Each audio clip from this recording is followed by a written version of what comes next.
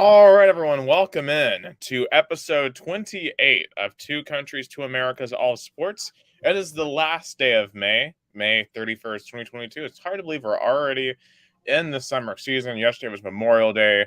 We remember all of the veterans that have sacrificed their lives for the United States and for Brazil and all the other countries around the world. Um, Definitely a solemn holiday for sure here in the U.S. We celebrated that over the weekend, but now we're into a new week and about ready to begin the month of June. And with the month of June approach of us, it is time to start crowning some champions in multiple sports. I'm Nicholas Hull, live from Chattanooga, Tennessee, the United States, and joined as always from Americana, Sao Paulo, Brazil, is Gustavo Tomazeli. Gus, how are you? I'm doing good, doing good. Yeah, it's let's say championship time. I it started on Saturday, and we're gonna get to that with the Brazilian young star deciding the game when the chaos outside. It was a little throwback, but there's a lot of but in US it's definitely playoffs time in college and pro sports. Absolutely. And, right now we actually have the first game of the Western Conference Finals of the NHL going on. Edmonton Oilers are at the Colorado Avalanche. It just started. There is no score. Going to be a lot of. I think this is going to be a fantastic series. Here's some big time stars in this between Nathan McKinnon and the Colorado Avalanche. You have Connor McDavid on the Oilers. It's going to be a fun one. Of course, tomorrow is game one of the New York Rangers versus the Tampa Bay Lightning. The Rangers have won two game sevens in a row to get into that position. And of course, on Thursday is game one of the NBA Finals. And Friday, with our first topic, starts the NCAA college baseball tournament. Of course, we are probably a little bit biased in this because the Tennessee Volunteers, SEC regular season champions, and now SEC tournament champions. They won the SEC tournament for the first time since 1995, never trailed at all during their four games because they were on a very weird schedule. As Tony Vitello put it, they were basically like in a nightclub but playing baseball because of all the rain down in the South last week. It caused a lot of delays, but they fought through it and they were able to convincingly win the SEC championship over Florida 8-3, and to no one's surprise, earn the one seed. So, of course, they'll be hosting in the Knoxville Regional. The first opponent is the Alabama State Hornets, champions of the SWAC. Additionally, they'll be playing Georgia Tech and Campbell, who are in the Knoxville Regional. Now, if you're unfamiliar with how this NCAA baseball tournament works, so if you notice, so you have the four teams in the Knoxville Regional. Each regional has a partner regional. So you have Statesboro, which is down in Georgia, halfway between Macon and Savannah. You have Georgia Southern, which is the 16th overall seed. Tennessee actually played them in one of the opening series of the year. And I remember that was actually a pretty competitive series. Tennessee did win all of those games. But still, it was a pretty good series. And they're champions of the Sun Belt. Then you have Notre Dame, Texas Tech, and UNC Greensboro.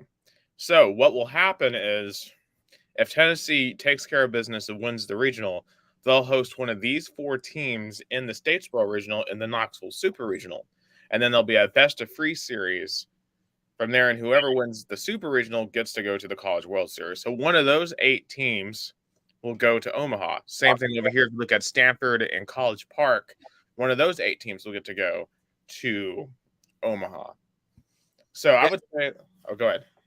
no, it's just interesting that you know if the Vols take care of business and host the Super Regional, the team that will come from Statesboro will have a way shorter travel than the team that if Stanford will also take care of business and face a team that is in College Park.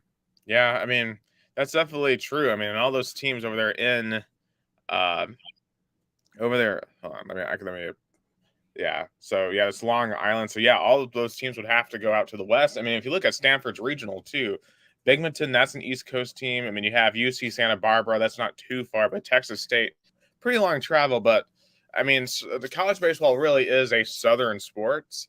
So, I mean, long distance are going to be expected. I don't know off the top of my head where Campbell is. I think it's South Carolina, but I'm not sure. I know obviously you got Alabama State there in Montgomery, Montgomery, Alabama. Of course, Georgia Tech's from Atlanta. If we scroll down a little bit, take a look at some of these other regionals real quick. You see, we got Texas. They are hosting one. Of course, they're the team that eliminated Tennessee last year in Omaha. And that's an interesting regional too because you got Dallas Baptist. That's a team that's always really interesting to watch in college baseball. Louisiana Tech. They hosted a regional last year. You got Chapel Hill over here. UNC. They eliminated Tennessee a couple of years ago. Georgia. It's a team to watch over there in that regional. Look at Arkansas over here in the Stillwater regional. They talked all that trash about Tennessee preseason, and they didn't even get to host because they lost too many games. So they are going to have to travel to Stillwater. That should be a bloodbath of regional. East Carolina. And Go ahead. I think I saw some discussion about even Arkansas making it because they didn't do so well. I think they didn't do so well, but I think Ole Miss was even worse. Oh yeah, Ole Miss. I don't believe that Ole Miss. Oh no, Ole Miss did make it actually. They are in, but barely. Ole Miss. My goodness. I mean, they for all the talent that they have, they really, really underperformed amongst expectations. But if I'm correct too, I think Ole Miss's coach was from Arizona, so that could get interesting if they end up playing at all. We also have Texas A&M. That's one team that's really taken off this year because Texas A&M is a historical power in college baseball. But outside of Tennessee, they have one of the best offenses in the entire country. So them versus TCU, who really dominated Big 12 play, that's going to be a very intriguing regional. Scroll down a bit more to see these last couple of regionals. We got Louisville, of course, we know Jason Wire is going to be supporting his other alma mater there because of Oregon, Michigan, and Southeastern Missouri. One thing to note is you don't see a lot of Big Ten teams. Big Ten baseball is not very good. So Michigan gets in, but don't expect to see a lot of Big Ten teams making noise in the tournament. Got Hattiesburg, Southern Mississippi. The Golden Eagles, home of. Do you know which famous quarterback went to Southern Mississippi, guys? I know former Green Bay Packers and New York Jets and Minnesota Vikings quarterback. Oh my God, I know the teams that he played, but I slipped his name. Yeah, he's the number 4. He was the one before Rodgers. Yeah. Jeez. Like I even remember his famous plays like the 2009 NFC Championship blunder versus the Saints. Yeah, he was famous for throwing across his body, but Brett Favre. Brett Favre. Yeah. Brett Favre. I think his Yeah. daughter also went there. He had some controversy a couple of years ago. Brett Favre. Yeah, that's Yeah. true. I think he lives in his Hattiesburg again now because he's from there. Oh, he's from a town outside of Hattiesburg. Of course, the team to watch there, LSU. They've, of course, in the first year of a new head coach, they're middling, but they're doing all right. So we'll see what they are able to do. We have Gainesville, Florida. Of course, they're the team that Tennessee beat in the SEC championship. So they're getting to host Oklahoma, Liberty, and Central Michigan. I remember last year, Florida got absolutely embarrassed in their regional because they hosted last year. So we'll see if they do better this time around. Auburn, they host. And Auburn, to me, I think that's a dangerous team. I like what they have. Especially they have, I think his name is Sony Machara. Their offense gave our pitching staff as much fits as any team on our schedule this year for Tennessee. So that's a team to watch. UCLA. I don't know. Did you see the UCLA and Oregon State game from Saturday? It was Wow. 25-22. I was like, is that football season already? Yeah. I mean, it was just an unreal game. I believe it was Oregon State had a 21-12 lead, and UCLA came back to win 25-22. Just an unbelievable game. Of course, you see Oregon State down there in Corvallis hosting Vanderbilt. Hey, Vanderbilt just has to be feeling just all kinds of sick over this season. I mean, they're having to watch their arch rivals in Knoxville have one of the greatest seasons of all time. Meanwhile, they're middling. They didn't even get to host this year. I wonder if the Whistlers going to make it all the way out to Oregon. And the interesting discussion is is Vanderbilt athletics now will be the most underperforming athletics in terms of like all sports because in football they lost to even FCS teams. In basketball, they also underperform. I mean, even though they had Scottie Pippen Jr. in their roster, and not even baseball, where they took pride to be one of the best.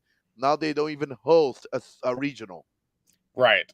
I mean, to me, it feels like there's so much pressure on them to do well. It feels like they need to find a way to get past Oregon State.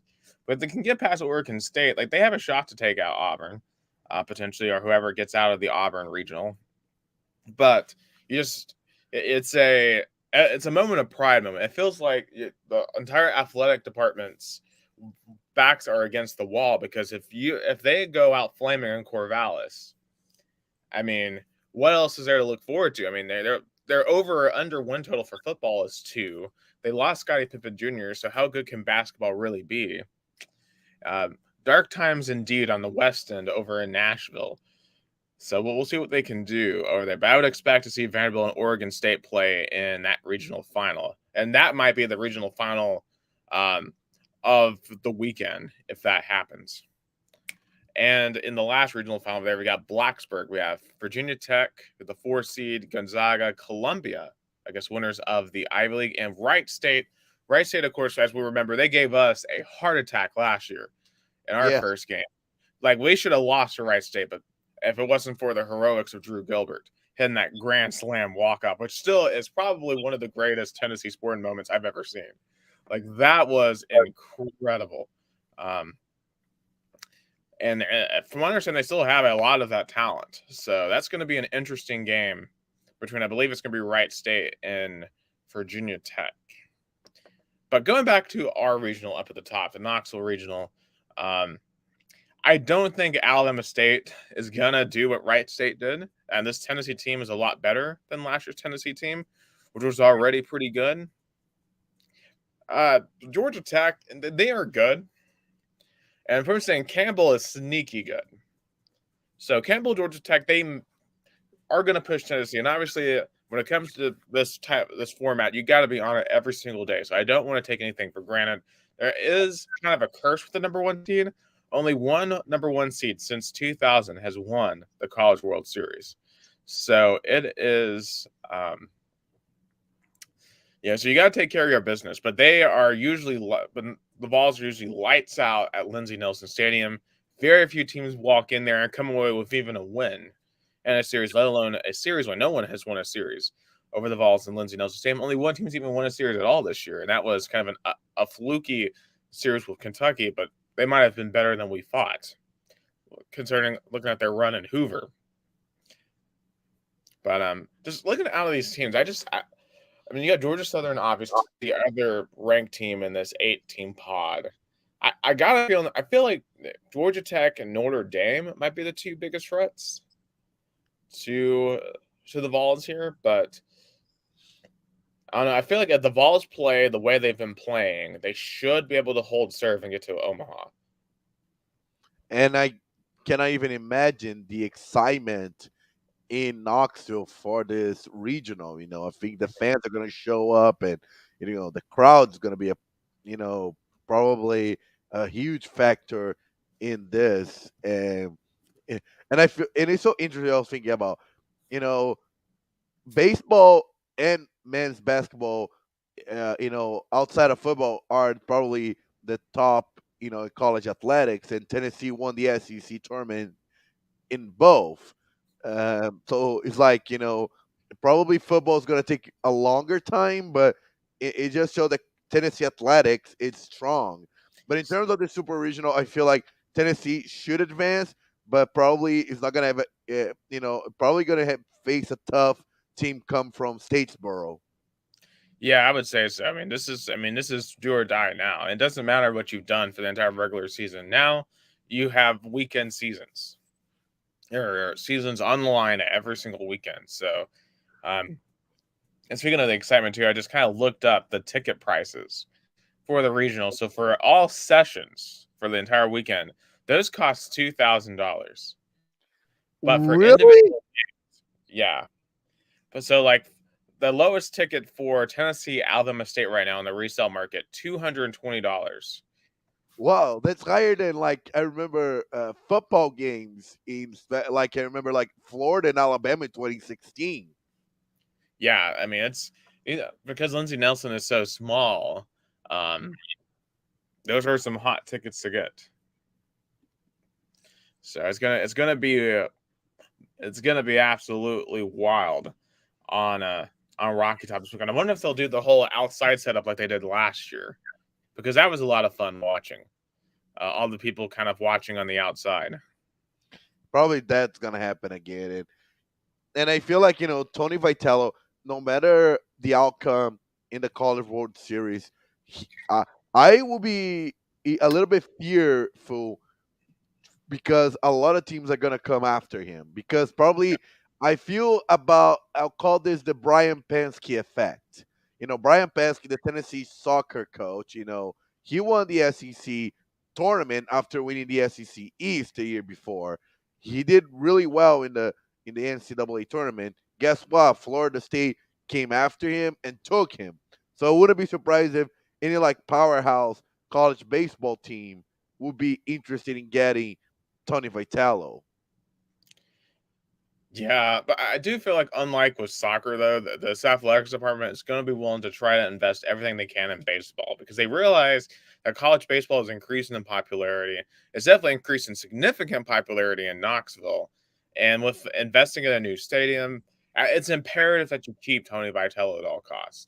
And I think it seems to me, and obviously you never know what's going on behind the scenes, but it seems to me that Vitello is really invested in this program, and it would be beyond stupid for Tennessee not to do anything they could to keep Vitello here It's and to like build Tennessee into that program, because Tennessee has proven they can get the same type of athlete that every other SEC team can. no, and for example, today I feel like Tony Vitello is a hotter commodity in terms of coach than Rick Barnes. I Yeah. feel like I'll Oh, say I mean, Tony Vitello is the darling of the campus right now, by far. I mean, he's definitely a harder commodity than Josh Heupel is. He's hotter than Kelly Harper is. Definitely than the weeklies are right now. It's just he is the face of UT athletics at this moment with this UT baseball team. I mean, we've been watching them from point blank at the beginning of the year throughout the entire season. They have been one of the most dominant teams I've ever seen in any sport. I mean, to be 54-7 in baseball, think about how hard that is. 54-7. I mean, they started off what, 30-1 this season. I mean, is that's unheard of. and they face tough SEC opponents. Look I think SEC has the record of hosting the conference. They're gonna host the most regionals. You have Knoxville, you have Auburn, you have Gainesville.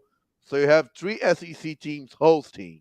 Mostly, I think the ACC might have Oh, more. college station as well. Four. Yeah, so four, because I'm trying to think, because you have North Carolina, you have Miami, Miami. you have Louisville, and there's Virginia Tech. So there's Yeah. four in the ACC as well. Oh, so it's tied with ACC with four. Yeah. And ACC is probably the only conference historically that like really compares to the SEC in baseball. But yeah, I feel like I think getting to the College World Series is a little bit obligation. I feel like Tennessee should make it. The point is, are they going to be able to handle all this favoritism in the NCAA tournament? Because I feel like the last team, less sports, like the last program in the Tennessee Athletics that had this momentum, excitement, and be the number one team was the 2018-2019 Tennessee basketball, and they did not, make it even to the Final Four. Right. And even last year, I think back to how good Arkansas was last year, but they fell apart in their super regional against NC State. So I mean, it's not guaranteed. And because think about last year, there was just a lot of positive energy around Tennessee. Because a lot of us we were new to this, we hadn't really watched college baseball before, and we were just there for along for the ride. Now I feel like most people have expectations. Now, like, okay, I expect at minimum to get back to Omaha, and then what from there? Especially with how good this team has been all year. So it's one of those. It's and the thing about from the Tennessee sports fan psyche, we've been through a lot of crap. Football hasn't been very good for 15 years. Basketball has been really good, but they can't ever get it done in March. They finally won their first SEC basketball tournament, but they can't even get out of the first weekend this year. The Lady Vols can't get past the Sweet 16. I feel like the Tennessee sports fan has been taking a lot of L's, and you begin to wonder, can anyone from this university ever win the big one? Because since '98 with the football team, since 2008 with the Lady Vols, it's been a very long time. And I mean, if any team's gonna break that curse over this team, it's gonna be this one. I mean, this is, I think, relative to their competition, the tennis best Vol sports team I've ever seen in terms of pure dominance. Because I mean, this is even better than that basketball team, because the basketball team was only number one for a month, and they didn't maintain their grip on the competition at the end of the year, like this team has done so far.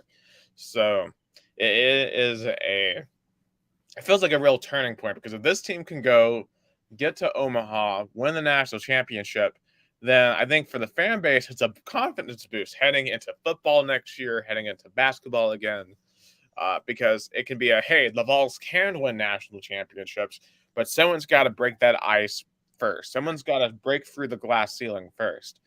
And for the Vols baseball team, that is the role that they have been bestowed here, and we'll see if they're able to do it. Yeah, I feel like that's why there's a lot of pressure under this team, because you carry all the disappointment, all the expectation, then the other programs couldn't deliver. All the expectation the football team had in 2016 and even in 2008 and 2007. All the expectation with the basketball team in 2019, 2018, 2019, and 2008. So, there's a lot of expectation and disappointment throughout this last 15 years. You're listening to Two Countries, Two Americas, All Sports, episode 28. I'm Nicholas Hill, along with Gustavo Tomazeli. A little bit of a score update here, halfway through the first period. As Edmonton won, Colorado won. So they both got off to a very quick start with goals within the first 5 minutes. But back on the topic of the NCAA baseball tournament, of course, we are both following our Vols and hoping they can go from the 1 seed and find their way to the national championship. So I'm just trying to think about who could potentially be there. And I'll be honest, I'm not a college baseball expert. So um, for each 8 pods, I'm not sure who is going to make it out. But I think some teams to watch. Obviously, you have really most of them are SC teams. I think Auburn's a team to watch. Vanderbilt, obviously Texas. I want to see if they get back. UVA, can they get back? And really one of the ones too. Mississippi State, the defending national champions, are not here. They weren't even in Hoover last week. So you're going to have a new national champion this year. Was it even? I don't think I even saw NC State anywhere, because they were a team that should have won it last year, but they got kind of screwed by COVID protocol. So I don't think I saw the NC State Wolfpack anywhere. I think the best regional is going to be Corvallis. So it's going to be a fun weekend of baseball. I know most of these games will be on ESPN Plus, so if you have that service, enjoy. You can watch all the college baseball to your content, because there's going to be a lot of drama. Because last year was really the first time to really They, watch. they lost to UNC in the ACC championship game 9-5, and then they did not get selected. There was probably a lot of shocking and disappointment of not making the NCAA tournament.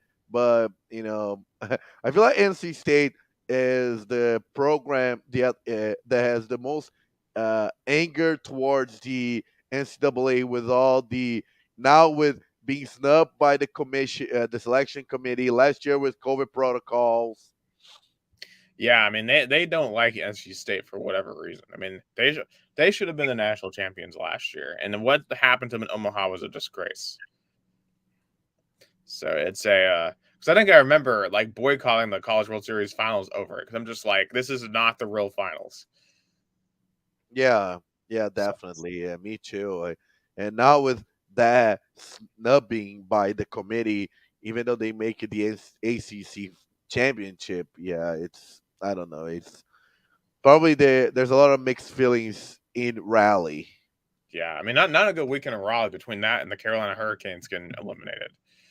So it's a brutal time for that city, but it might be a good transition here to talk about Raleigh's other team in the NHL playoffs because the Carolina Hurricanes got absolutely stomped yesterday at home versus the New York Rangers in Game 7. New York Rangers have won 2 Game 7s now. They were able to win in overtime over the Pittsburgh Penguins in a series where they had to come back 3-1. And they ended up dominating this Game 7 to set up that series with the Tampa Bay Lightning. And I think that's going to be such an interesting series because the Lightning, they've won 10 straight playoff series. They're just so experienced. They're just so dominant. They're so deep. Can anyone stop the Tampa Bay Lightning? I want someone to stop them. But as soon as no one can. And I feel like the New York Rangers would be the perfect team to make that because with so much, anxiety with the Rangers fans, not winning the Stanley Cup trophy since 1994, with all the expectation, I feel like and the Rangers having this 2 series winning on the Game 7, I feel like their destiny. It's like either they're gonna go through another roller coaster like that, or Tampa's gonna sweep. I feel like it's gonna be one way or the other. Yeah, that's what it feels like. And honestly, I feel like it's gonna be like Lightning in 5 because I mean the Rangers. I mean at this point they gotta be exhausted. I mean they've been going nonstop this entire time because I mean they had 2 7-game series, so it's not like they've had any real uh, any breaks. Unlike the Lightning who've had a whole week off, so I think that could play a factor in what's a very physical sport. So I mean I think that's how it's gonna play out, at least in my opinion. Yeah, I feel like there's. I'll say Tampa has more recent experience with the Stanley Cup playoffs and more success. But I feel like the excitement and the history behind the Rangers from Bruno Slonik, who's watching us, and he's very excited about his New York Rangers. He's from the New York area, so he's very excited. So I'll take the Rangers in 7. I'm taking Lightning in 5, but I will be rooting for the Rangers here. I really want to see the Rangers finally get over that hump again because I know they won in '94, but it's been a long time since they won a Stanley Cup. They've been so close. They couldn't win it with Henry Lundqvist, who's one of the best goalies of all time. And I want you want to see one of those traditional fan bases because I mean it's fun to see new places like Tampa Bay and Colorado, have good teams, but you want to see like the traditional teams. You want to see like the Rangers. You're getting because you got the Oilers over there, and you want to see those original teams succeed. So I'm going Lightning in 5. I just believe in them a lot more right now, but it could be a very exciting series. And right now in the Western Conference Finals, it's still 1-1. There's about 5 minutes left. Been glancing at it here every now and then. It's very fast paced, very physical. I think this is going to be a phenomenal series between the Avalanche and the Oilers. And, really the Oilers were really impressed with me because they beat my Stanley Cup pick, the Calgary Flames. I had them get into the finals in 5, which was really, really impressive. Of course, the Avalanche, they've been, I think, consistently the best team in these playoffs outside the Lightning so far. I mean, the Blues kind of gave them a run for their money in the last round. They did take them to 6, but the Avalanche were able to prevail. To me, I've been going back and forth on who I want to pick here because I think both of these teams are pretty equal. I think Edmonton's playing above out of their minds right now. The Avalanche have just been consistently the best team in the league this year. I'm feeling the Oilers. I think the Oilers will find a way to get this done in 7.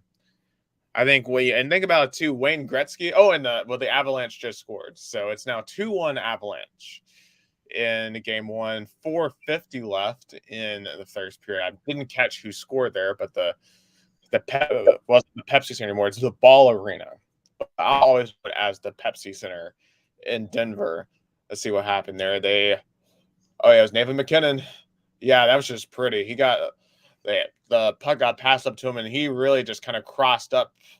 He crossed up number 25 and shot it underneath the goalie's feet to get that in the net. That was a very, very pretty goal, and that's really what's going to come down to. Who can produce more between Nathan McKinnon and Connor McDavid? Of course, McKinnon has struck first here with a goal in the first period. Oh yeah, So it'll I'm be still Oilers in 7 though, even though the Avalanche are up. Oilers in 6, and I mean, wow, a Canadian team versus the Rangers. This feels so late '80s, early '90s. Oh yeah, for sure. That's what the NHL was built off of. The original 6, these American teams in the far north versus the Canadian teams, and that is traditional hockey. And of course, Denver. That's a place that hockey makes sense. It's right there in the Rocky Mountains. So it's really interesting. You could call this a battle of the Rocky Mountains almost, because Edmonton, they're very close to the Rocky Mountains in Alberta. So they're both on the front range of the mountains. So it's kind of like it's the Atlantic Ocean versus the Rocky Mountains here. Between these two matchups, and inevitably whoever wins and moves on to the Stanley Cup playoffs. So right now I'm feeling Oilers Lightning. You're feeling Oilers Rangers. Who would you choose in the Oilers Rangers series? The Rangers, definitely. I would choose the Lightning over the Oilers in the Stanley Cup Finals if that were to happen. But we'll have to wait and see what happens with the Stanley Cup Finals is. And we're definitely going to get our friend Dylan back on when this starts. Shout out to him. His birthday's today. Oh, yeah. I'll have to text him here after the show to wish him happy birthday. Yeah, but I'm very interested to get his take on these playoffs, because these have been a very interesting playoffs. They're very exciting. I think the one thing that I've loved the more is the TV coverage this year, at least in the U.S., has been so much better. I prefer the dual ESPN TNT coverage over the NBC coverage. It's been a lot easier to find the games. It feels like it seems and it seamlessly integrates with the NBA. Because they flip back and forth, all right, if the NBA is on this channel, hockey is going to be on that channel and vice versa.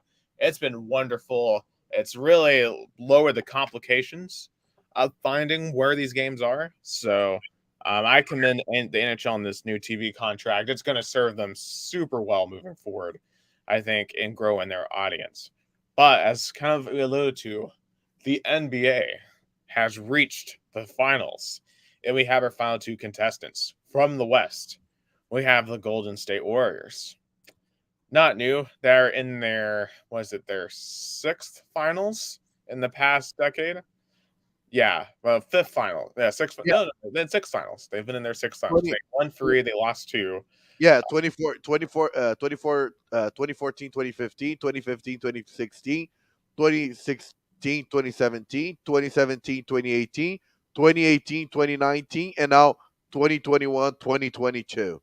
Yeah, but they're meeting a new foe, though, because for the first time since, I believe, was it 2009, the Boston Celtics, the Garden, they're back in the promised land, the Boston Celtics, where they believe they belong. The Celtics, historically one of the greatest franchises in the NBA.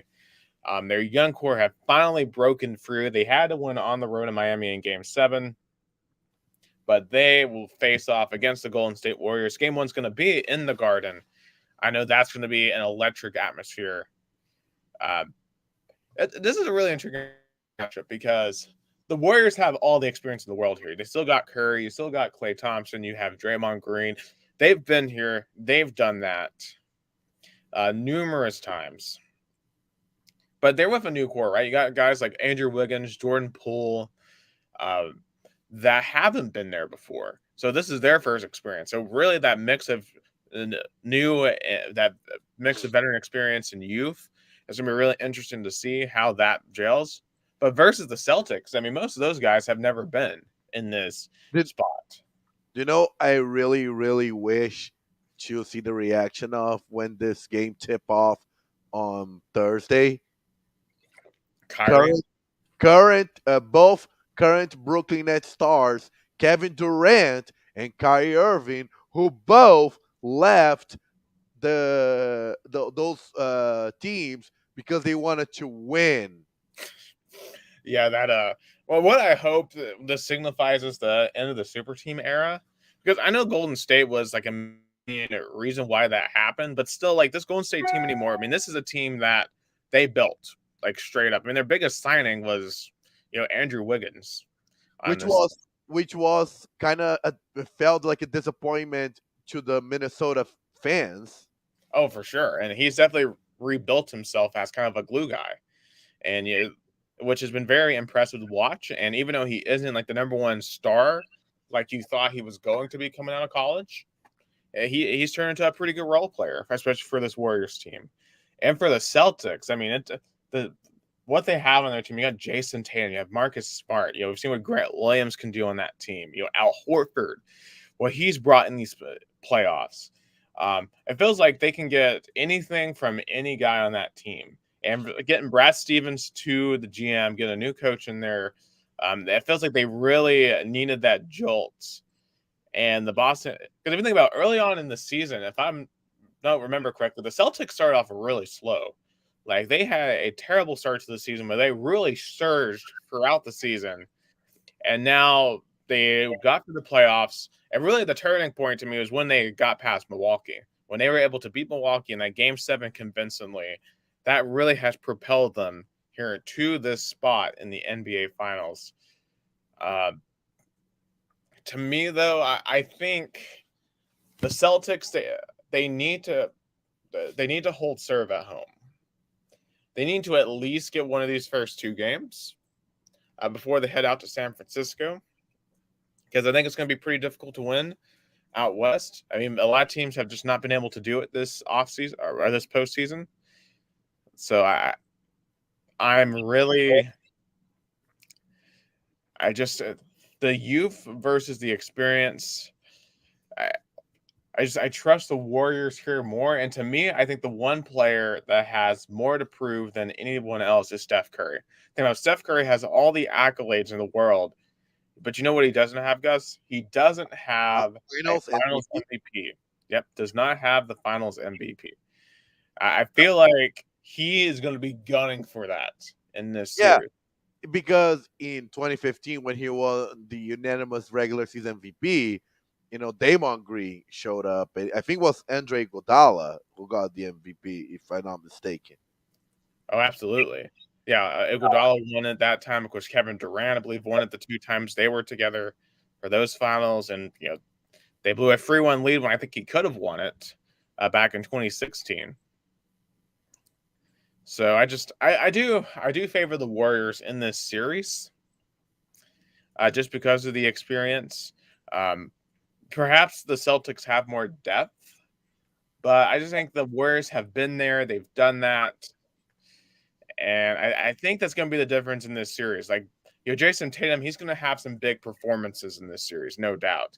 Um, I think the different role players the Celtics are going to have big games throughout the series, but I just don't think it's going to be enough to overcome this Warriors team. So I think they're just the most balanced. And Steve Kerr, he's been an amazing coach. He's going to put his guys in the best position to succeed. I just don't see the Warriors losing this series. I think the Warriors are going to take this thing in 6. And also, the Warriors did not have to face 2 series going to Game 7 as the Boston did, with one physical team as was Milwaukee and one relentless team as the Miami Heat. So I feel like the Golden State Warriors are rested. Like, unlike in 2019 when they came to Toronto decrepit with a lot of injuries, I think now it's the opposite. I think Golden State is healthier. Oh, absolutely. And also the Edmonton Oilers just scored, by the way. So it's now 2-2, 20 seconds left in the first period. But very exciting game brewing there in Denver. But back in the hardwood, I think that for the Celtics to win this series, if you look at what think about what the Raptors and the Cavaliers did. They really got after them in the 3-point line. They really made them frustrated because the Warriors, they thrive off the ball screens. They thrive out of getting Curry and Thompson into those open spaces. You got to find a way to not let that happen. If you can do that, you will have a chance against the Warriors. Yeah, But it's a very hard task to do. definitely. I feel like it's will be a key factor into this NBA Finals. Mhm. Oh, absolutely. It's gonna be a fun series, and I'm sure the crowd. I can't wait to see the crowd in Boston. That's gonna be really fun to watch. San Francisco, to me, their crowd isn't as good. I miss when they were in Oakland with the Oracle Arena, but I guess they're having to build a new culture over on the other side of the bay. And it's so funny, even though they move just a couple of miles away, it feels like a total different change. Oh, absolutely. Like, I mean, I think in many ways you would say that, yeah, it feels like another oh, it's just another, a matchup of the elites of the NBA, but not really. Like, I mean, this has a much to feel. I think this is going to be a high quality NBA Finals. Yeah, I think so. I think it's going to be a very good finals. I think definitely if the Warriors win, will cement the legacy of Stephen Curry, Klay Thompson, Draymond Green, and especially Steve Kerr. Probably if Steve Kerr win this one, I think he will be there's a pretty good argument for the greatest NBA coach of all time.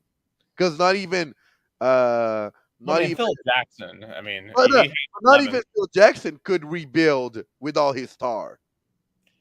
Yeah, I mean, and there's definitely an argument, and definitely I think argument for best coach slash player. Because think about Kerr has what 4 titles as a player, or 3 or 4 titles as a player with Jordan, and now he has potentially could get a 4th title as a coach. I mean, he's done it both in both arenas, so it's very impressive because you don't see a lot of players that translate into good coaches and vice versa. So Yeah, so that's true. There's another good point how Steve Kerr succeed in on and off the court. yeah. Oh, and by the way, Colorado scored 3-2. 13 seconds left in the first period. They are just lighting it up over there in Denver. That's I'm telling you, y'all gotta watch this series. It's gonna be a good one. But yeah, so what is your pick here for the finals?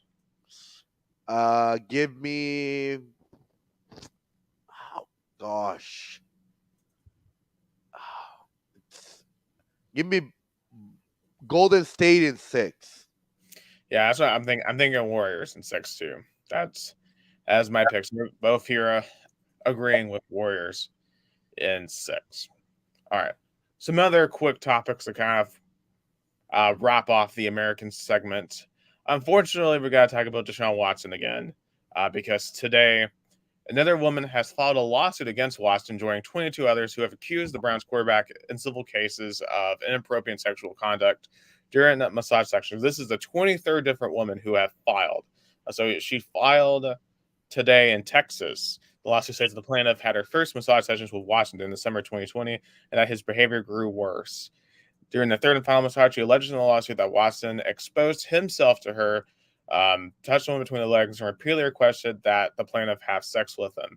And apparently, the woman decided to pursue this lawsuit because Watson was on HBO's Real Sports with Brian Gumbel last week. Now, I haven't seen this interview. I just found out today that this interview even happened because I don't watch Real Sports. But now I'm going to have to definitely look it up to see what happened because on that show, there were 2 other women, Ashley Solis and Kyla Hayes, who were on with Brian Gumbel, and they were really critical of the Cleveland Browns for giving him a $230 million in that contract. And, it is Yeah, so certainly it's continuing to be a mess. And the NFL is still doing their investigation. They're still deciding how they want, if they're going to punish Watson. Because remember, the way the Browns structured that contract, only 1 million of that 1 million of the money is coming out this year. So if Watson were to get suspended, it's not like it's going to be that big of a financial hit for him personally. But I mean, it just feels like there's no. I mean, Watson. This is just one of those. Watson's never going to be able to live this thing down. I mean, especially if there's more women out there that haven't already come out against him, because it's uh, you could say maybe one or two people are lying, but 23 people, that's just a lot to just ignore. Yeah, and it's one of those, if he has a hard suspension or doesn't deliver in Cleveland, he will be one of the biggest what ifs, or the one of the biggest whiffs, because he was, this very talented quarterback that won in college, but you know was drafted maybe on a team that did not have a good culture, and he got lost himself. Right, and I just wonder if more cases come up. So obviously, a grand jury in Texas have already decided that no criminal charges would be pursued in the first 22 cases, but I would imagine that this could open up the possibility for that being reopened if there's more and there's better evidence. Because obviously, what the grand jury was considering in the previous case was the 22 cases initially. But if there's other cases, then that is new evidence that could be done all over again. So that's if I were a Cleveland Browns fan, I would be pretty nervous about this news dump. But hopefully, um, justice gets served in the manner it should. Whether Watson's being framed for all this, hopefully his career's to get ruined on that. But if he did do this, I don't want him to play again, no matter how good of a quarterback you are. Because this is just unacceptable behavior, and we can't allow people to be going around and doing stuff like this, because it's no matter what we think of him as a sports player, after, your first responsibility in life is being a good human, being a good person. And you can throw a football 100 yards down the field, but you if you don't treat other people with respect, uh, you don't deserve the success that you get. So I hope this all works out the way it should, and whatever the case is, because obviously I wasn't there in those massage sessions. I don't know what actually happened, but I mean, it's just really a sad situation, because because if none of this were happening, we would be talking about how Watson is a top 5 quarterback and just how explosive it is and how exciting he is to watch. But we're not talking about that anymore. And for the Browns, you paid $230 million to get yourself into a whole mess. So good luck with that. Yeah, the Browns took a risk. They got the deal knowing that this mess could even get worse. But yeah, I think as a Browns fans, it's exciting but nerve wracking to have this situation. Yeah, it's going to be, I think, one of the stories of the year for sure in the league. It's going to be one of those ongoing storylines. And can you imagine if he does play? I wonder what his reaction will be in stadiums across the league, because he's not going to be a very popular player, like, at all. So it's going to be fascinating. I mean, the last time we had a player like this in this type of situation was Michael Vick. Um, but I feel like in many ways he has repaired his reputation amongst a lot of people. I mean, there's still a lot of people who know him as the guy who organized dog fights. But for a lot of people, they now think about his athleticism and what he brought as a player. But you look at another guy like O.J. Simpson. I mean, no one thinks about what he was a running back. I mean, he literally was the first running back ever to rush for 2,000 yards in the season. Did it in 14 games. But no one remembers that, because everyone now thinks about how he probably killed 2 people, even though he got off for it. So Like there's Sean Watson reminds me a lot of Robinho, soccer star, played for Real Madrid, Milan. He was an idol in Santos, but in 2011 he was accused of to have involved in a rape situation with a in Milan with the immigrant. I think she was even a minor back then with a group of Brazilians. And recent, I think last year, a grand jury in Italy found him guilty of I think it was like second degree rape. So now even Robinho, he wanted to play for Santos, and Santos agreed to have him to like probably his final act as a soccer player. But then after all the criminal charges and all the backlash, Santos back out, and now he's probably I think he's retired. I don't think he came back to play for any other team, and it reminds a lot of that situation. Yeah, I mean I mean it's unfortunate to see talent get wasted like that, but you gotta take care of your business off the field first. I mean, think about Aaron Hernandez. I mean, he would have gone down as one of the greatest tight ends ever if he wasn't so volatile off the field. So it's just it's a sad situation, and I feel bad for everyone involved. I feel bad for all those women because I mean it's hard for a woman to come forward in this society to pursue a charge like this because you get all kinds of accusations. You get people who are only thinking about the sports first, not the person. And for those two women who went on last week, I mean they're incredibly brave to do so. So um, let's just hope that they get the justice they ultimately deserve, whatever that ends up being. Moving on to some racing action. Of course, Memorial Day Sunday is the biggest day of the year for motorsports across the world because you have the GP in Monaco. Sergio Perez won that race. Pretty interesting race. Had like a lot of rain and stuff, but I mean, still Monaco is such a small track. You can't really pass on it. I don't think it's the greatest track in the world, but it is a pretty track to at least look at. But the two races I really want to focus on here in the U.S. First of all, you had the Indianapolis 500. Talked about it last week. You should watch it. I hope you did because it was a very interesting race.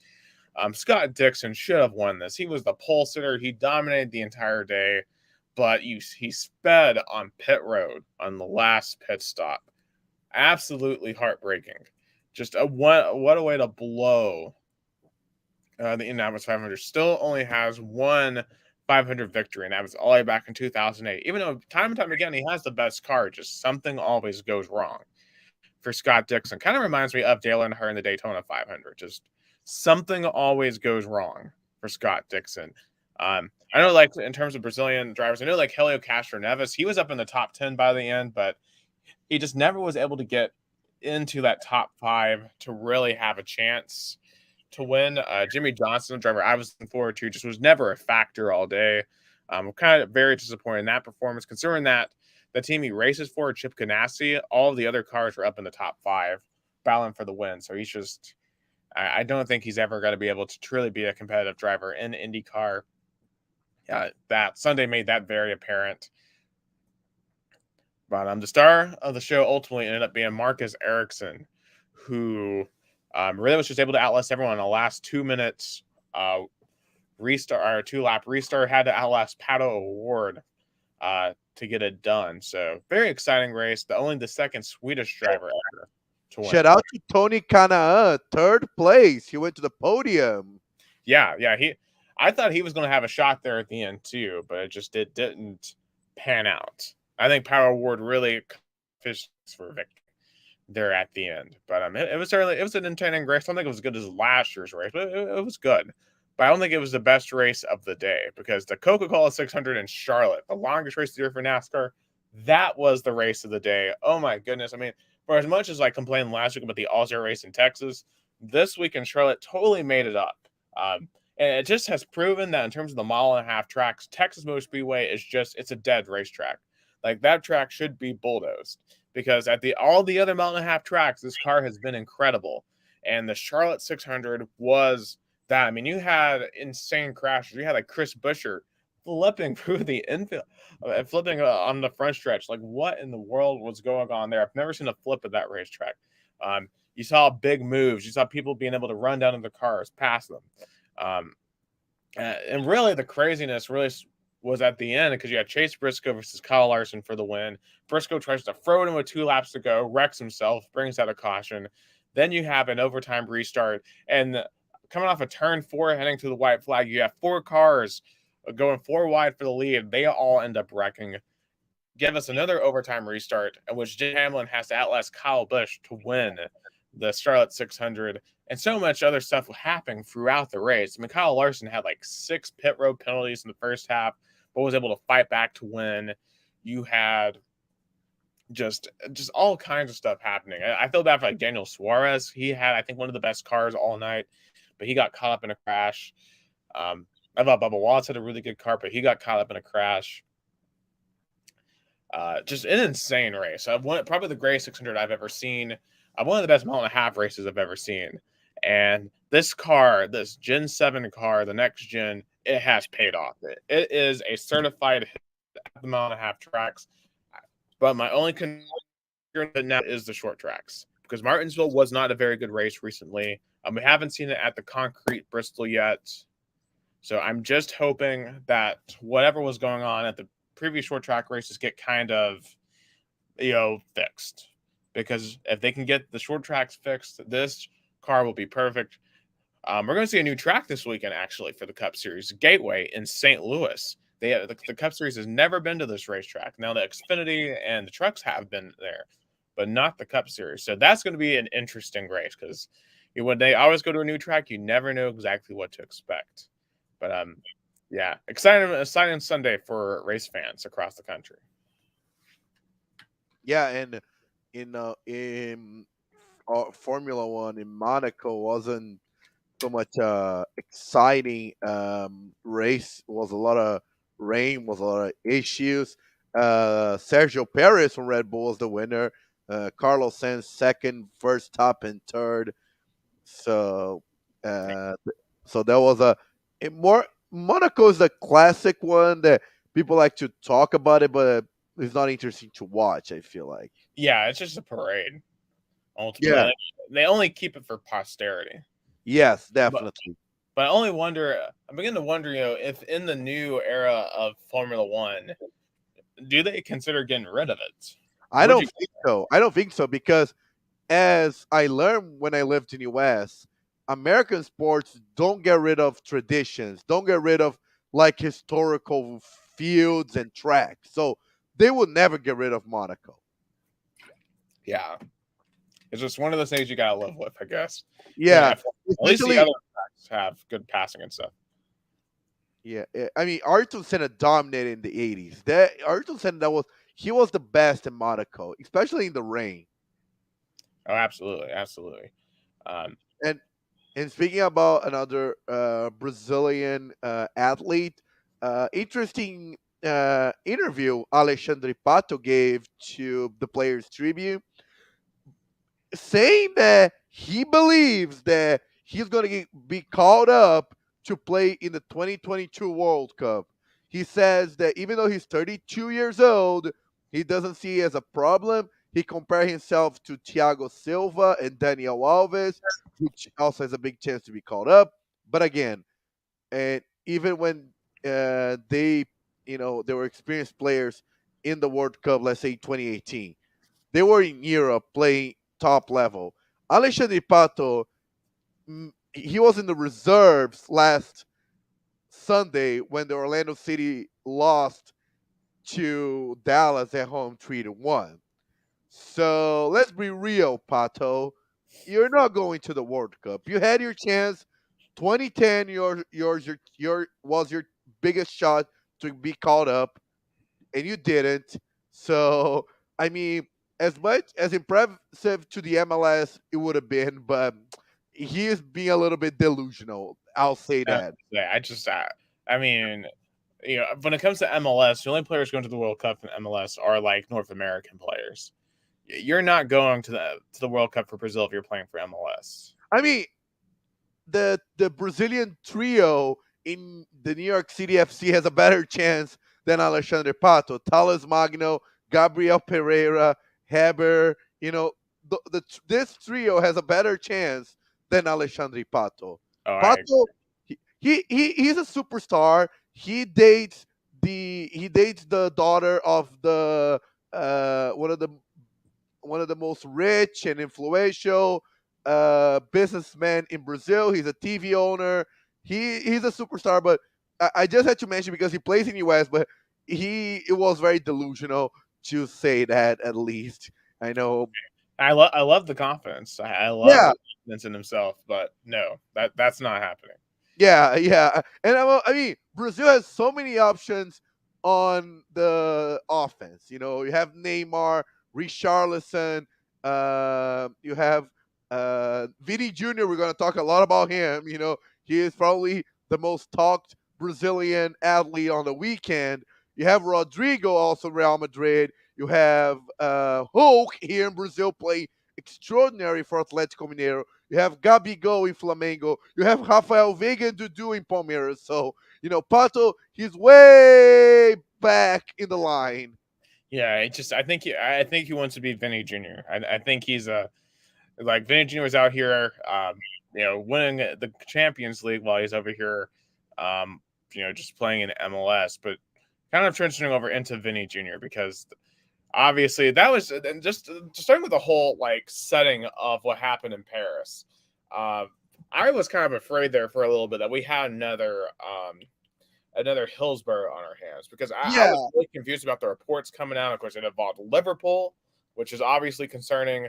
Um, Unfortunately, it didn't turn out to be quite like that, but it's really it was just really a weird situation. I'm just like for a major ticketed sporting event, how does something like this happen? From what I could research about it seems like the Paris police and even the organizers did not expect the influx of Liverpool fans right about when the game was about to start. Because in England, the police and the teams are used to that because what happened is, British soccer fans, they go to the pubs, they drink as much as they can, and then they rush the game right about the game's about to start. That has been a tradition for God knows how long. It's been in like into the British soccer culture. But I guess this time the the organizers of the finals and the police in Paris were not prepared for it. But also it seems there was some reports of tickets, fake tickets. I even saw a report a fan entered the stadium with a fake press credential. So there was a lot of issues in that matter. Yeah, that's just insane that you aren't prepared for that. Like you don't think these European nations, for how long they've been together, how long they've been familiar with one another, would not be familiar with their tendencies. I Like, mean, in their defense, Paris was not the original host city of the Champions League final this year. It was supposed to be St. Petersburg, but I think everybody knows why it got pulled off there. that is right. I remember that now. But still, you have 4 months to like get something together. Like, how long does it truly take to plan an event like this? I mean, I Yeah, know it takes a while, but still, that's not like Paris is not, you know, not used to it. They literally just did Euros a couple of years ago. They did the World Cup back in the late '90s. no, And it was the Champions League final in 2006 as well. yeah, of course, you had the bombing that took place right outside of what was it, Germany and France, a couple of years ago. Then the night where there was all those terrorist attacks across Paris. Um, so you would think they would have those security measures in place uh, in that city, but I guess not. Definitely not a good look for Paris. At least no one got seriously hurt or died. So that certainly is good.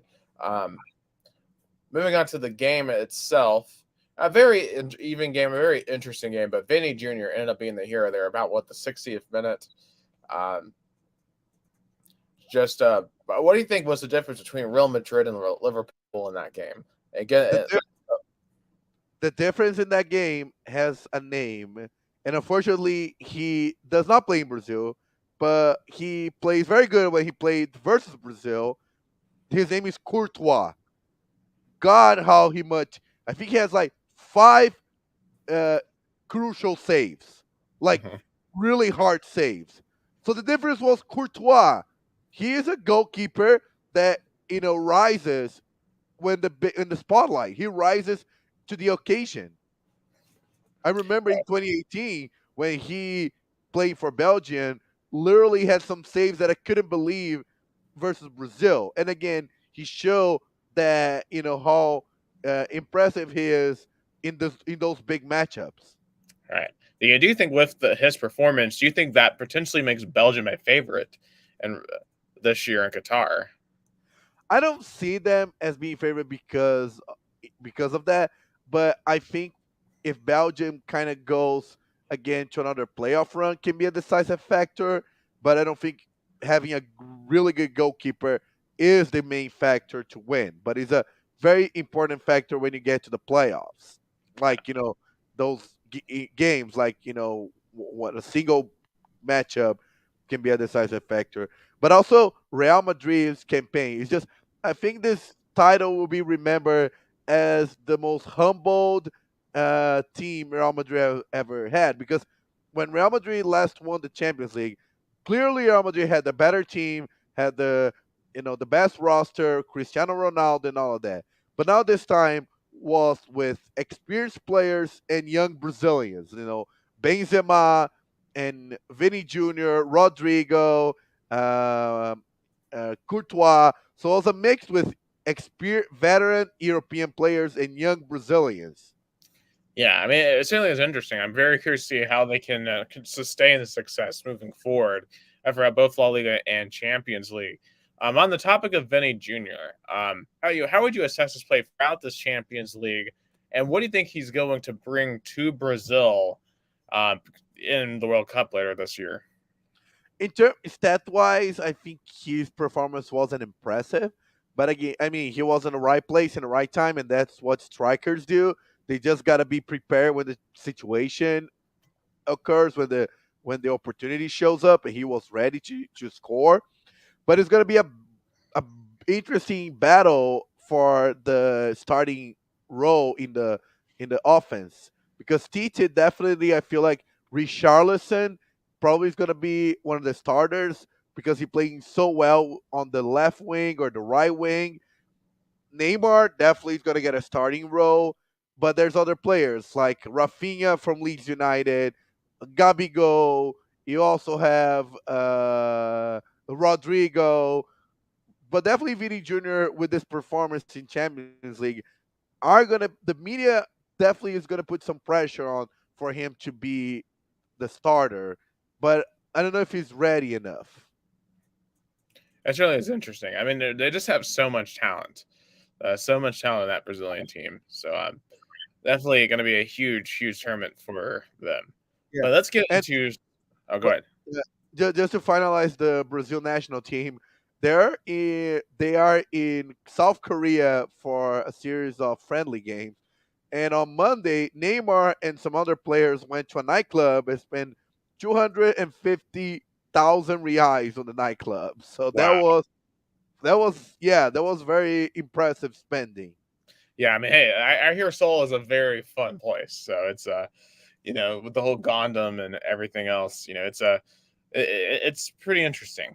As long as you don't end up in Squid Game or something like that. But actually, I do kind of have one last thing I do kind of want to ask you about in the Champions League because I noticed that they had Camila Cabello start off the game with a performance. And I know I saw stuff over the weekend about how the UEFA is trying to make Champions League more like the Super Bowl. And when I was over in London a couple years ago for when it was when Liverpool and Tottenham played in 2019, that's what it felt like to me. It felt like the Super Bowl, um, at least in England that day.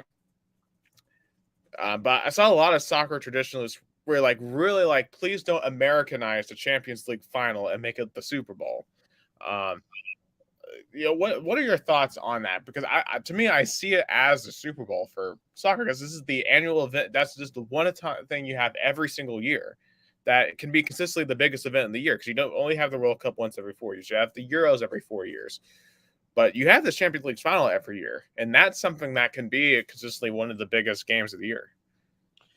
I think they UEFA definitely wants to Americanize it to have a bigger revenue, but they're delusional to think that sports fans are gonna behave like because I feel like in Super Bowl, like for example, when Tampa Bay hosts the Super Bowl in 2020, in 2021, uh, I don't see many passionate Buccaneers fans showing up and took kind of taking care of a section of the Buccaneers fans, even though they play at home.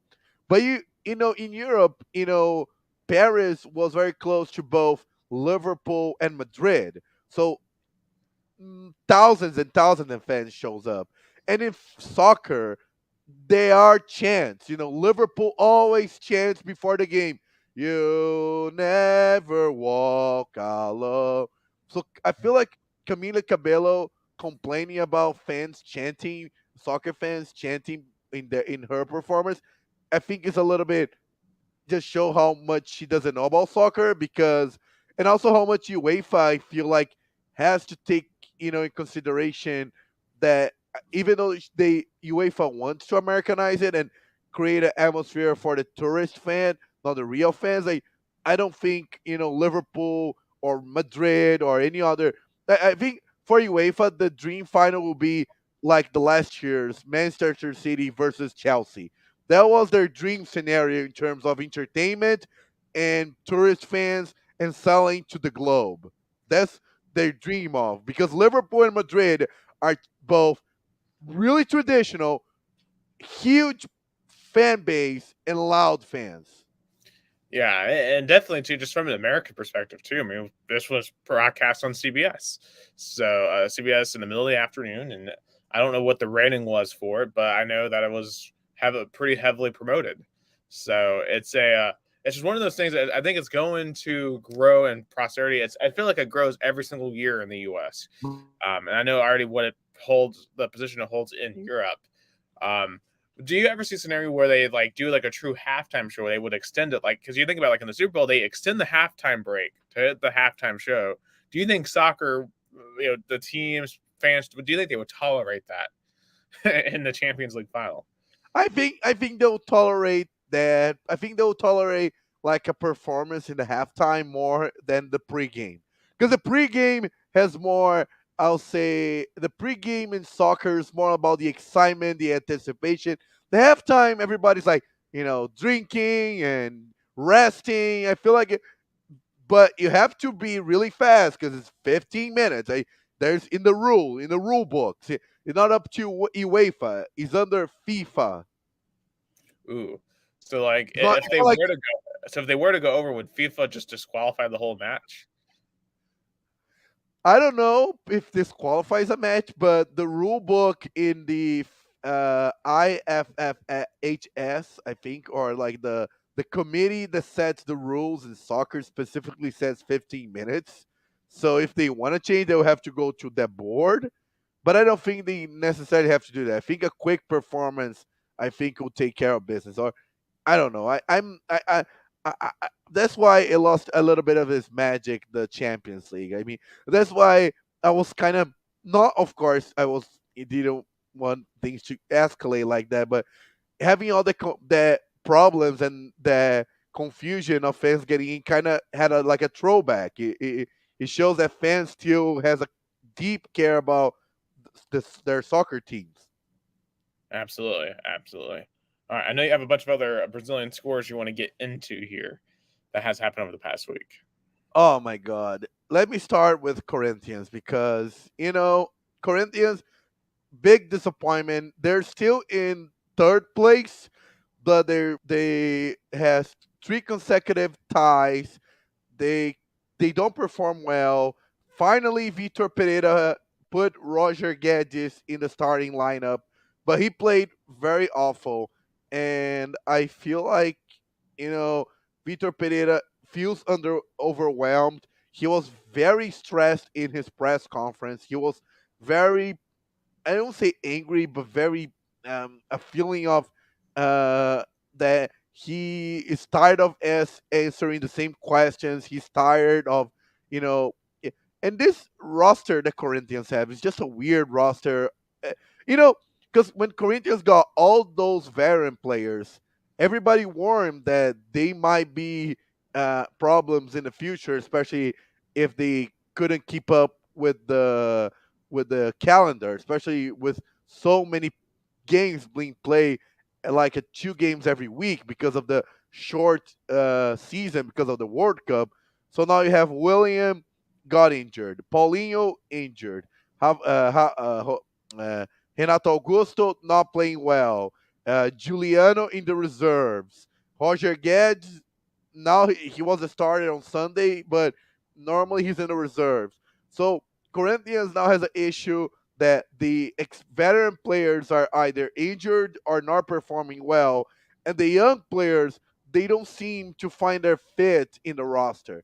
And Corinthians defense, they only have they only have 3 defenders on their entire roster, not only the starting lineup, but the entire roster. So that worries me as well.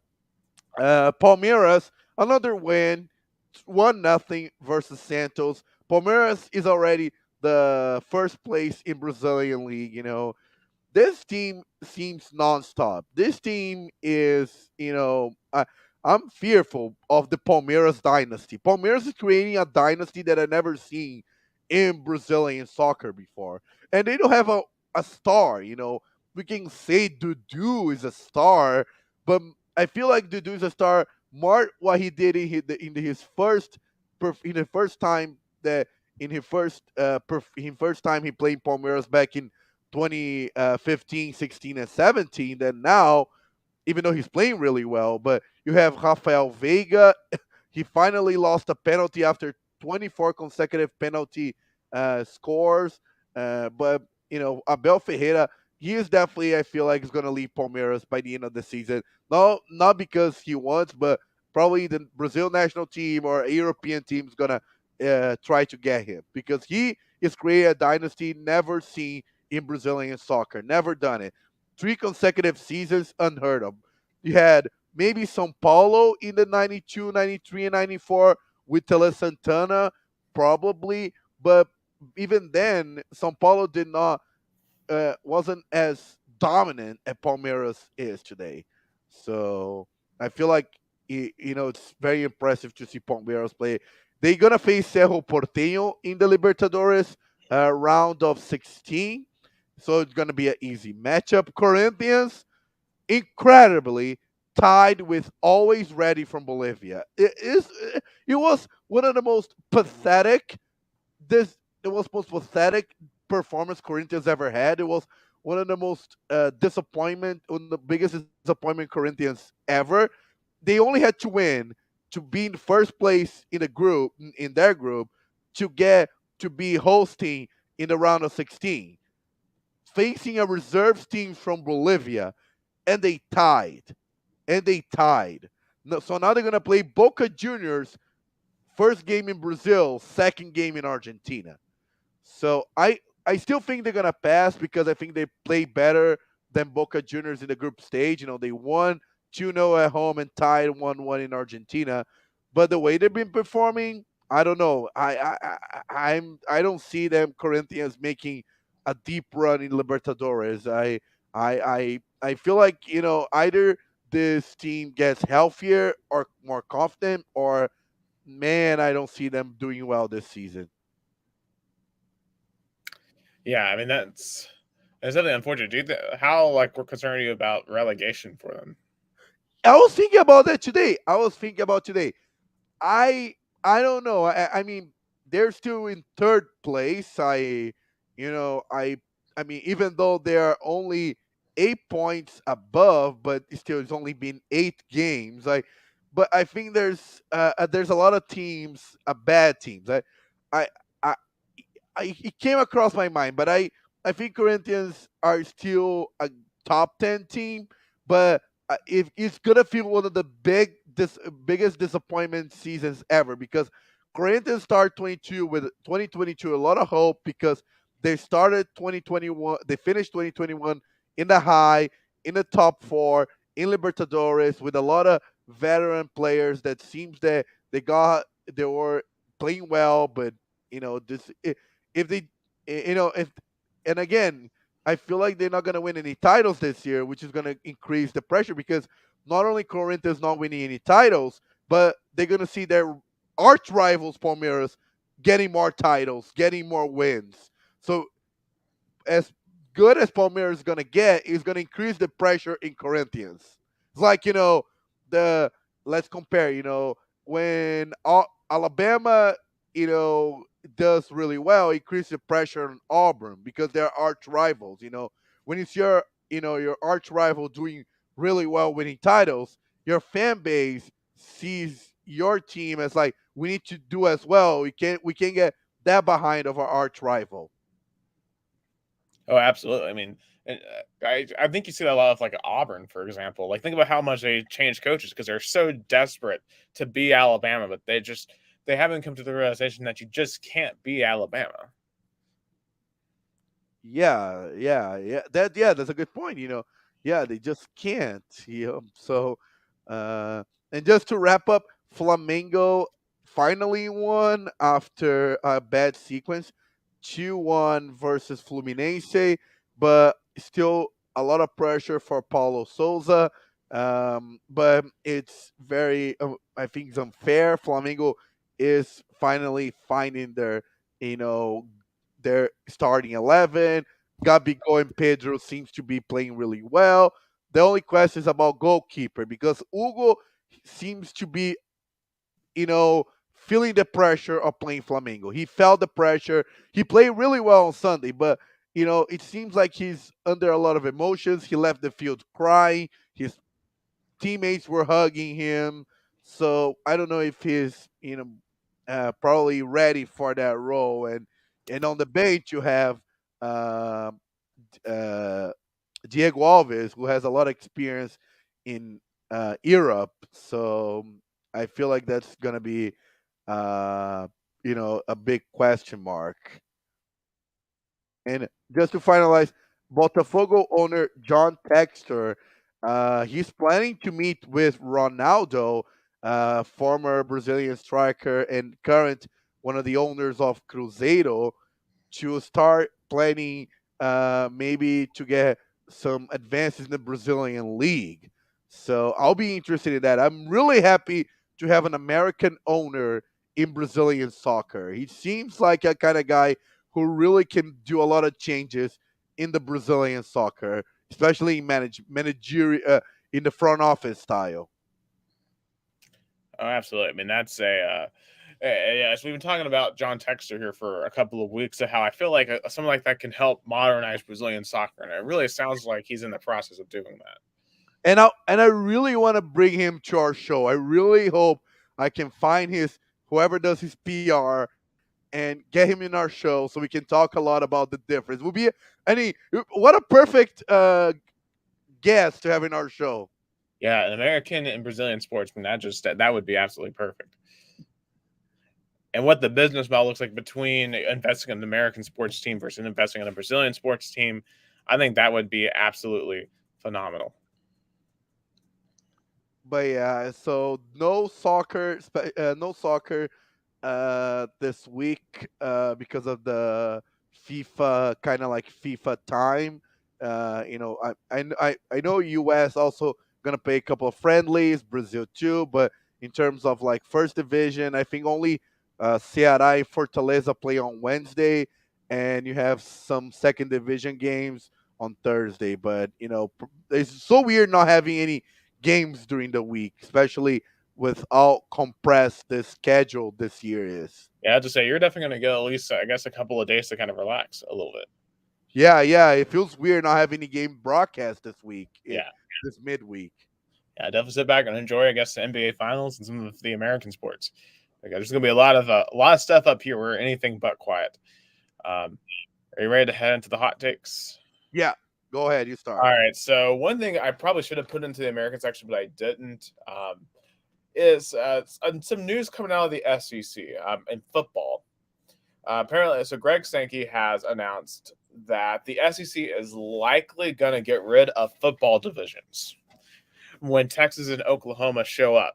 So basically, there's two different proposals: an 8-game conference schedule of each team having one permanent SEC rival and 7 additional foes that would rotate, and a 9-game conference schedule with each team having 3 permanent SEC rivals and 6 additional conference foes that would rotate.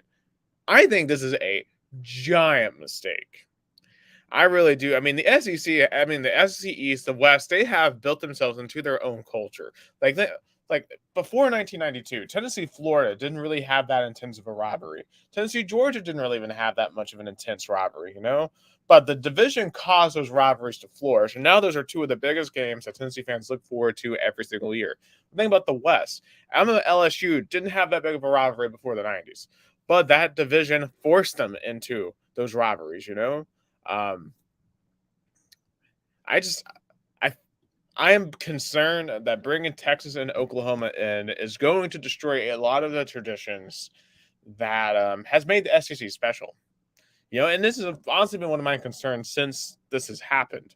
Because when initially Texas and Oklahoma came in, it's like, well, you got these two teams that have historically been heavyweights against the SEC. And it's provided for a balance of power across college football. But bringing them in and their inclusion leading to the destruction of what has been traditionally, you know, one of the cornerstones of SEC football for the past 30 years, it just feels really wrong. And think about it, if you even in the free permanent rivals in additional games for Tennessee, who would that be? I'm assuming one that would be Vanderbilt. I'm guessing you get Alabama in one, and then who's the third one? Is it Georgia? Is it Kentucky? Like if it's Kentucky, then Tennessee isn't playing Georgia or Florida every single year, which I think would be a shame because those are two of the biggest games we play every single year. Um, I really am not happy with the direction where SEC football is heading in terms of the scheduling because, yeah, it's going to be fun to be able to see every team more often.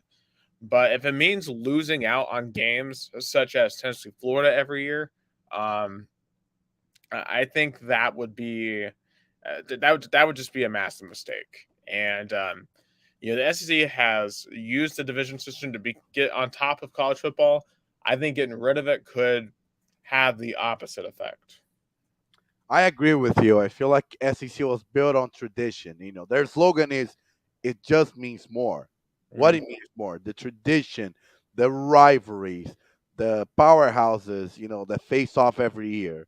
So if you change all of that because of let's say two big programs, Texas, Oklahoma, but you know you lose more than you gain. right. I mean, I think about like even Florida. So, like, I imagine you to keep what Georgia. Do you get to keep LSU? You know, do you get to keep Tennessee?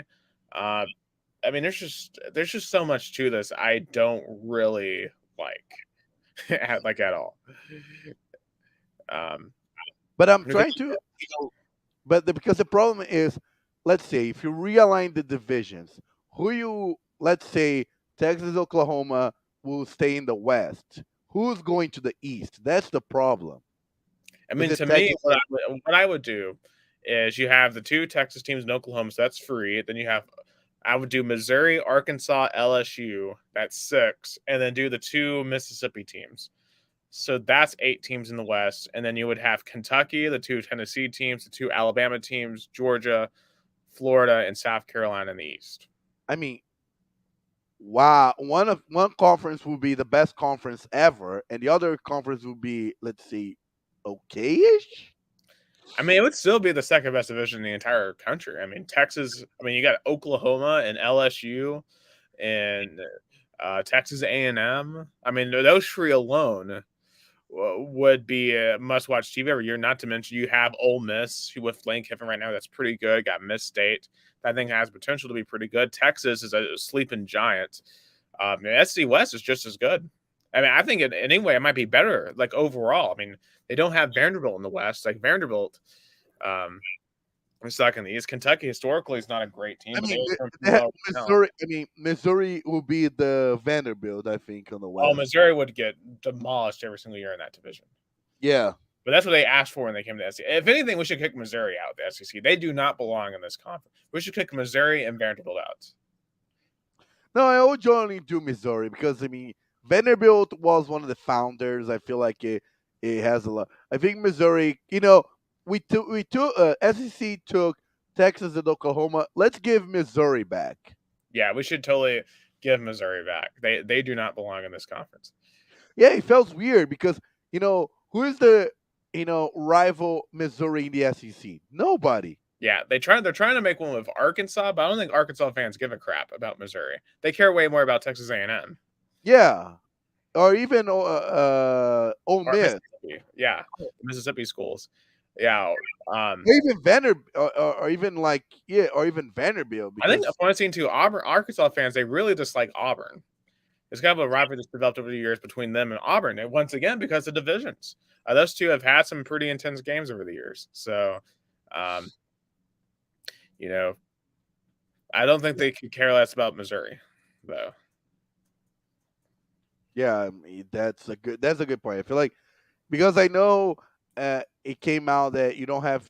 I think it was like you don't have to win a division. You don't. I don't remember exactly what happened, but I think it's like now to get to the conference final, you don't have to win a division. Was something like that Yeah. change? Well, they're proposing their own playoffs, is what they're doing, and compare that would compete with the college football playoff,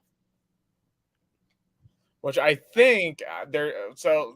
Some people have suggested that they're doing this solely to force the college football playoff to expand, which is definitely genius. But um, if the college football playoff isn't going to expand, you might as well have the SEC playoff, your own SEC playoff. Which I know some people have hinted at this for years as potentially being the result of all this playoff talk.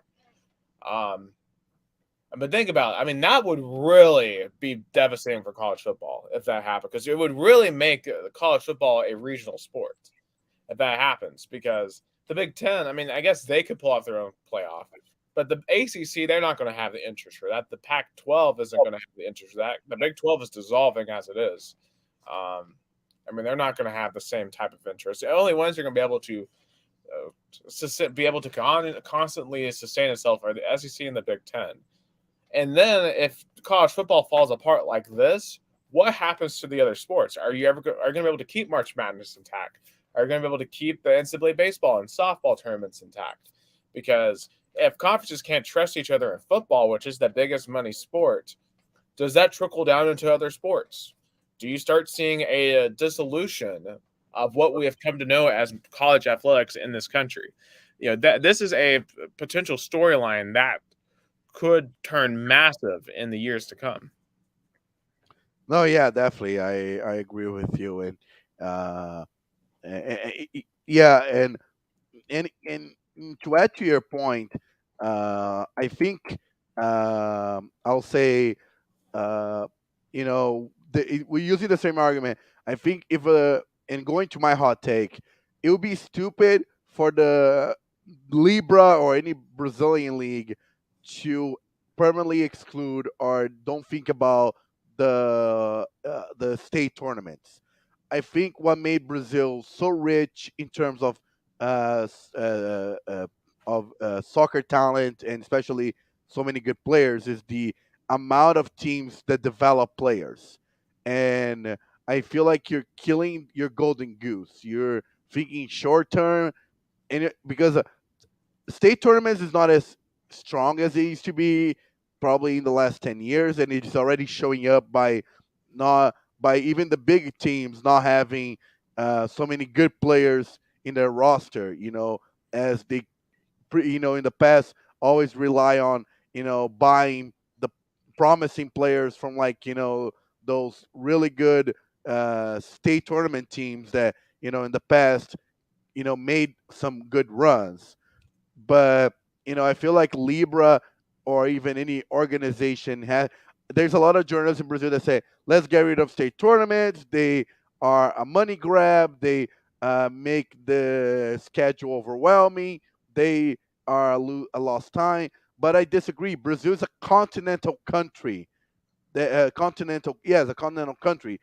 It's really large, so you need to have state tournaments because of the so big the country is. There's some local rivalries that people only care or be able to play in the big games in the state tournaments. So I feel like it's stupid to get rid of. That's it's kind of like the divisionless SEC. You kill the tradition, you kill the this kind of like historical factor just for the short term money grab. Yeah, and especially I feel like too if they did that, that would only shift the balance of power more to like Sao Paulo and Rio de Janeiro and the big Yeah. cities because like those especially those interior areas, the ones that you get closer up to the Amazon in the north, like that those places really need those state tournaments. Or it's northeast. Northeast I feel like needs the most because their teams probably are not going to make deep runs in any national tournament, so they need those state tournaments or even their regional tournament called the Nordeste Cup, or famously nicknamed Lampions League. And there's so many fan interest. Stadiums get filled up. There's so much talk on about that because in that area, in the Northeast, they know they're not gonna have the same investment or power to compete with Flamengo, Palmeiras, Corinthians, um, Atlético Mineiro for the national titles. So, winning the Nordeste Cup or the state tournament, that's the biggest achievement of the season for a majority of big teams in the Northeast. Yeah, I mean that's just a shame. It's just I think we always have to remember you got to balance tradition and the need to expand. I mean, we saw what happened with NASCAR. How they sacrificed some of their tracks, like a track like North Wilkesboro, Rockingham. How they sacrificed them for tracks like Texas, and now we look at Texas today; they can barely get 30,000 people to a race. The track is the worst in the schedule, and a lot of people point to decisions like that as why NASCAR has tumbled from once the second largest sport in the country to now trying to rebuild again. Uh, you can't destroy what got you to your level of popularity. Yes, yes. Yeah, so I really don't want the SC to repeat NASCAR's mistakes, or I don't want the Brazilian soccer to repeat NASCAR's mistakes. So it's all about balancing. Keep your traditions, but be smart in your quest for expansion. And killing state tournaments, it would have killed a lot of teams, and it would have killed a lot of jobs because a lot of the Brazilian soccer players depend on that, especially the first semester. Yeah, So I feel like it will be more centralizing power, and and I know I'm biased because I live in Americana. The state tournament means a lot to me. As a kid, the state tournament meant a lot more than the Brazilian national team because Rio. That's when Rio Branco shine. That's where Rio Branco stayed 17 years in the Sao Paulo First Division. That's where Rio Branco almost won the title in 2002 and in the late 90s. So I feel like in the state of Sao Paulo itself has so many hard, like even the lowest division, the fourth division, is one of the toughest tournament ever. Because of how it, so many traditions you have here. absolutely. And I feel like these people making decisions always forget about the little guy. Um, it's just uh, it's just I guess just my frustration in general, just like with college football. It sounds similar to your frustration for Brazilian soccer, just how traditions are getting whacked. When you think about bowl season, I mean, you look at the Sugar Bowl. It's being played this year on New Year's Eve at noon, not even on New Year's night. And it really just look at all the people who don't play on bowl games anymore, and it really feels so pointless. Now, like I can count on my hand the number of bowl games I watched last year. It's and I really don't want Brazilian soccer to become that same way. No, yeah, Learn like from the same frustration. I feel like even more frustrated is the real soccer fans. Not only the big, not a specific team, but because the Rio State tournament used to be the best in terms of the kind of structural of the tournament. You have the first tournament, the Guanabara Cup, then you have a winner, then you have the Rio Cup, and then if you had a winner, both teams were met in the Rio final, the Carioca final. But now it's pointless, it's confusing, it's unattractive.